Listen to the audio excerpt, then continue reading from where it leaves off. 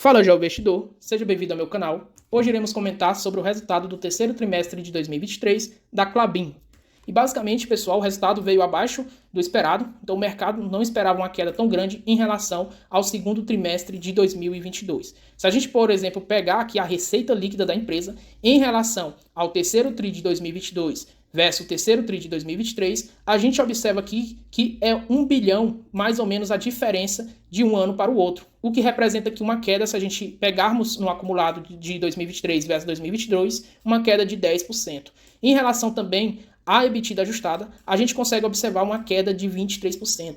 Então, realmente, o que gera caixa para a empresa, que é a EBITDA, a gente vê aqui uma queda robusta de 23% no acumulado de 9 primeiros meses de 2023 versus 9 primeiros meses de 2022. Se a gente comparar em relação ao segundo tri de 2023 versus o terceiro tri de 2023, a gente vê que praticamente aqui ficou em linha. Então, de fato, o que a gente observa é que não houve crescimento aqui na margem EBITDA. E, se a gente observar, também nas receitas, que não cresceu aqui basicamente nada em relação ao trimestre passado, apenas 3%. Se a gente avaliar o mercado, a gente vê que, por exemplo, em volume de vendas totais, a gente vê que foi uma queda em relação ao ano passado de 7%, especialmente aqui em celulose e principalmente em papéis, 17% de queda. Então, de fato, houve aqui uma queda tanto nas receitas quanto também na margem EBITDA e, consequentemente, o lucro líquido da empresa foi afetado. Se a gente pegar no acumulado do ano de 2022 versus o ano de 2023, nos 9 primeiros meses, acumula uma queda aqui de 36% no lucro líquido. Então, o lucro líquido caiu, a margem EBITDA ajustada caiu, ou seja, a EBITDA ajustada caiu, a margem EBITDA ajustada caiu 6 pontos percentuais e a receita também caiu. Então não se espantem se as cotações da Klabin começar a cair, porque cotações seguem resultados e os resultados da empresa foram bem abaixo do esperado. Se a gente pegar, por exemplo, a dívida líquida, ela se manteve praticamente em linha a do ano passado, com uma queda aqui de 3%, ou seja, ela diminuiu um pouquinho, mas se a gente observar em relação ao tri passado, ela cresceu e cresceu justamente por causa dessa queda de EBITDA. Ou seja, a dívida líquida sobre sua EBITDA, ela cresceu em relação ao trimestre passado. Aí, se a gente olhar mais separado os resultados, o que a gente observa é que eles mantêm aqui a performance, a estratégia de se livrar mais aqui a exposição à celulose e, consequentemente, o que a gente observa é que essa exposição hoje contempla apenas 32% e 68% fica aqui exposto a papéis e embalagens. Então, é um segmento que dá mais previsibilidade aos resultados da empresa e também isso faz com que essa previsibilidade, consequentemente, tenha menos oscilação em suas receitas. E isso, de fato, vem acontecendo porque lá atrás a gente via a empresa sendo exposta à celulose em 54% e, consequentemente, os resultados eram mais cíclicos. E agora tem uma certa previsibilidade nos resultados no corrente ano e eles esperam que essa exposição em celulose diminua ainda mais para 27% em 2025. E se a gente observar no gráfico aqui à esquerda, a gente de fato observa que não houve aqui uma diminuição do volume de produção e vendas de celulose. Pelo contrário, eles mantiveram. O que eles fizeram foi investir bastante no portfólio, justamente para aumentar sua exposição em embalagem e também papel cartão, o que vem já acontecendo. E eles esperam que até 2025 isso represente 73% aqui das receitas aqui da empresa.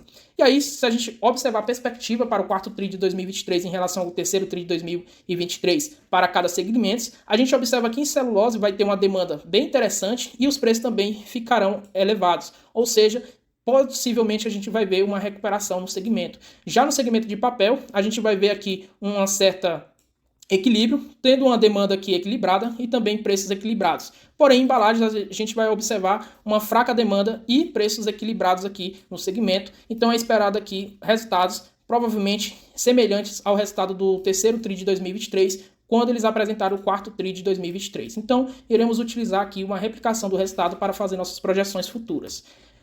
Quando a gente observa aqui o resultado, então, da empresa, a gente de fato observa que caiu. Caiu tanto o volume de vendas em 5% em relação ao terceiro tri de 2022 versus o terceiro tri de 2023 e também as receitas em incríveis 20% em relação ao terceiro tri de 2022 versus o terceiro tri de 2023. Quando a gente pega a EBITDA ajustada, caiu 41%. Então, de fato, é uma queda muito grande aqui na sua EBITDA. E se pegarmos a margem EBITDA, consequentemente, ela caiu de 42% para 31%. Então, como eu falei, cotações seguem resultados. Se as cotações elas vierem a cair bastante, você já sabe que foi pelos resultados da empresa. E outro ponto interessante é que se as cotações não forem impactadas fortemente, ou seja, não houver uma forte queda, pode significar que o papel esteja em já um preço bem interessante, ou seja, barato para você adquirir. Então observe sempre essas oscilações de preço do mercado.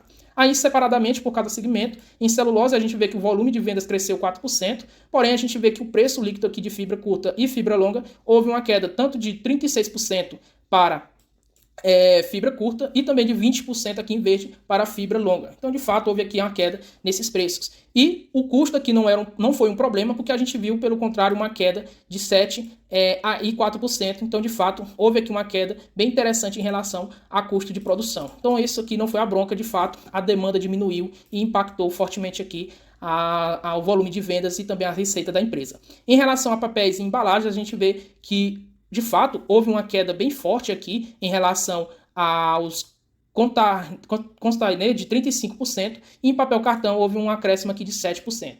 Em embalagens, a gente vê que houve um crescimento em papel ondulado de 2% e de sacos industriais incríveis 14% de crescimento. E aí, consequentemente, um resultado separado, é claro, de EBITDA elevado 3% em relação ao terceiro TRI de 2022 versus terceiro TRI de 2023, um resultado aqui bem interessante nesse segmento. Então, por isso que eles estão investindo bastante no segmento, porque é um segmento mais previsível e menos volátil em relação à celulose.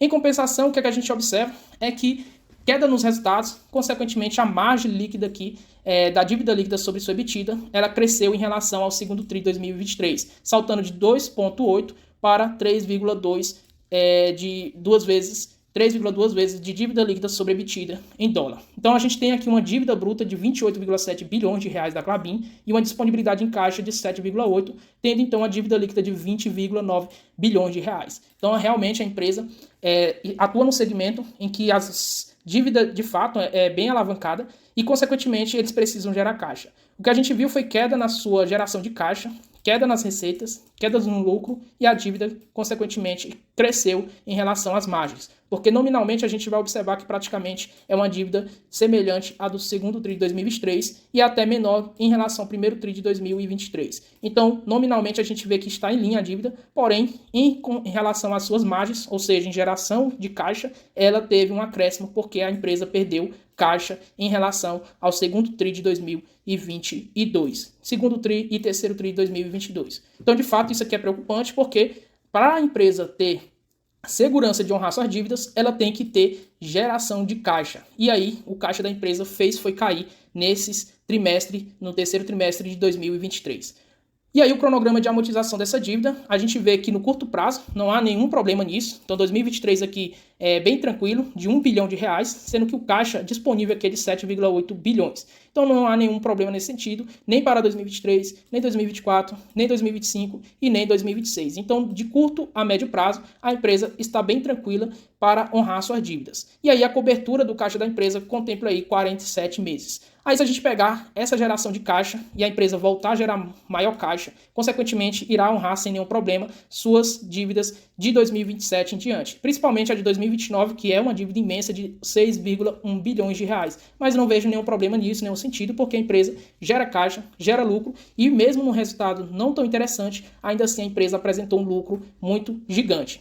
Em relação a proventos, a gente observa que a empresa já distribuiu praticamente 6% aqui de dividendo yield em relação às cotações da empresa e isso representou aqui, somando dividendos mais JCP, um total aí de 1,3 bilhões de reais. Então, realmente, considerando aí a distribuição, a empresa ela é uma ótima pagadora de dividendos. E aí a gente tem que levar em consideração que a empresa distribui entre 15% a 25% da sua EBITDA ajustada. Então, consequentemente, se a gente for observar, a empresa já pagou mais de 15% e, consequentemente, ela irá pagar 25% no ano de 2023, o total aqui de dividendos para os seus acionistas. Aí eles têm aqui o projeto Puma 2, e esse projeto ele vai agregar bastante à empresa e, consequentemente, é um investimento muito robusto de totalizando 12,9 bilhões de reais. Porém, a gente já vê que já foi investido bastante, já chegou aos patamares aqui realizados até setembro de 2023, um investimento de 12,4 bilhões. Então, realmente vai trazer bastante valor, vai aumentar a exposição aqui na produção de papel cartão e, consequentemente, essa exposição aqui em embalagens vai aumentar bastante em relação à celulose, trazendo mais previsibilidade nos resultados. Tem também o projeto Figueira, que a gente vai observar um investimento de 1,5, quase 1,6 bilhões de reais, e eles têm aqui já realizado 400 milhões de investimento e ainda falta ser realizado 1,1 bilhões de reais. Então, realmente é um empreendimento, um projeto que também vai agregar valor para a empresa. Então, você vê que a empresa teve resultados aqui que foram abaixo do esperado, porém ela investe bastante para o seu crescimento, mesmo sendo já uma gigante estabelecida no mercado. Aí, em relação a projeções, considerando 25% da EBITDA ajustada de distribuição de dividendos para os seus acionistas, isso representa, então, em relação a dividendos, 27 centavos que será pagos no ano de 2023. Isso caso a EBITDA ajustada no ano seja em torno de 5,9 bilhões de reais. E aí, consequentemente, o lucro da empresa irá ficar na casa aqui de 3,4 bilhões de reais. Realmente é um lucro muito gigante, porém bem abaixo do que realizado no exercício do ano de 2022. Então, de fato, a empresa não vai, provavelmente, bater os lucro líquido realizado em 2022, porém, ainda assim, vai ter um lucro bem interessante e também uma geração de caixa interessante. Então, 25% distribuído para o seu acionista, ou seja, 27 centavos. Em relação à cotação atual de R$ 4,41, estamos falando aqui de um dividendo yield de 6,12%. E aí, se a gente observar, nessas cotações da Klabin, do TIC das ações preferenciais, a gente observa que o PL é de 7,19 vezes. E vemos aqui que o PL não está tão alto assim.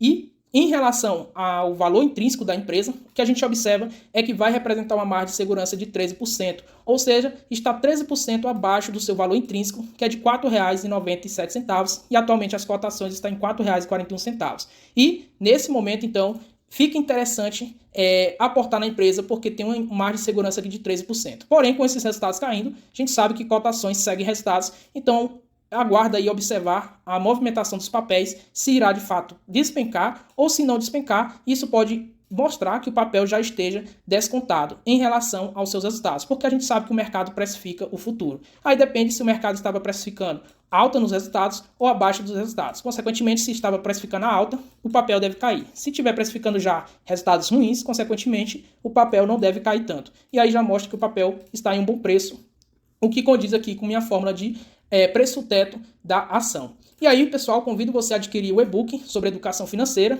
Caso você queira aí se educar financeiramente, aí compartilho como eu me organizei financeiramente nesse sentido. E também compartilho os 5 pilares da minha estratégia de investimento. E aí você pode adquirir esse e-book por R$ 25 e o link vai estar na descrição do vídeo. E caso também você tenha interesse em acompanhar mais vídeos do canal, convido você a se inscrever no canal, a compartilhar o vídeo com amigos e familiares, deixar o like porque é muito importante para o algoritmo entender e entregar esse vídeo para mais pessoas para ter acesso a conteúdos aqui gratuitos e de qualidade. E aí tem vídeo toda segunda, quartas e sexta-feiras. Espero que vocês tenham gostado do vídeo, se inscreva no canal, deixa aquele like e até a próxima.